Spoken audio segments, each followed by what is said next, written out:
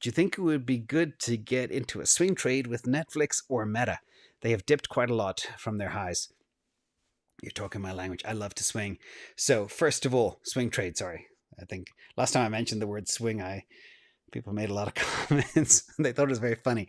But how I swing trade, basically, process is simple. Identify winners, identify the trend, use TA to identify entry and exit, support and resistance, and stay disciplined. So here, identify an upward trend and wait for pullbacks. Wait for things to be overbought, oversold. When they're overbought, you go short. When they're oversold, you go long or you cover your shorts or whatever you want. Real simple. And I've been doing this for a long, long time. So let's talk about Meta first. Kiss of death. I do not like companies that have slowing growth or stagnating growth. And you can see here, their user base is horrible. That's why they got whacked. They are still making a lot of money and a lot of profit. But they have a renewed focus on kind of shareholder rewards.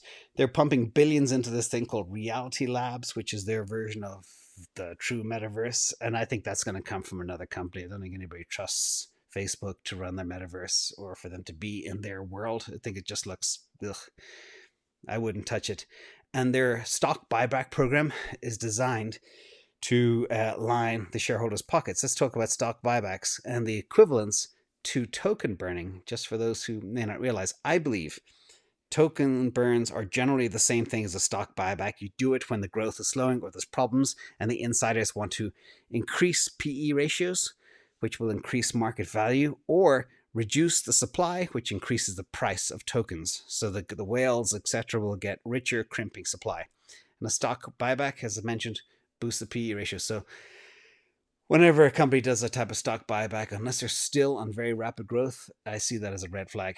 Now, when tokens do token burning, ask why. So next question.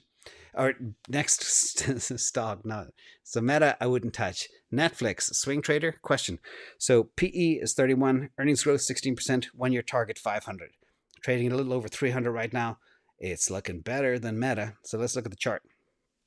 So Netflix was a great swing trader. I contemplated it a few times. I used to trade Netflix back more than 10 to 12 years ago.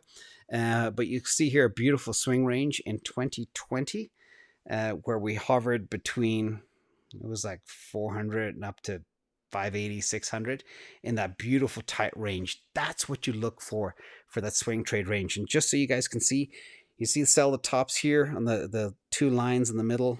When it goes above the Bollinger Band, that means it's overbought, time to get out or go short. And then you buy the bottoms when it bottoms and starts turning up, and you identify that using RSI and MACD. I have a TA video on that. I will post here. Nope. There. I can never remember which side it's going to be posted on, but I'll post that, how to identify tops and bottoms. Now, if you look at where Netflix is right now, you can see the macro is driving high PE stocks downwards because high PE stocks don't do well in an increasing interest rate environment. Therefore, I don't think it's in a swing range at all. I think there's better stocks that you can do for that. Historically, I do a lot of that with Tesla. I did a lot for Amazon for a long time. And Google's just an unstoppable train, but that's where I like to break. But look for that range, identify the support line, the resistance line, and look for a pattern, and then you're good to go.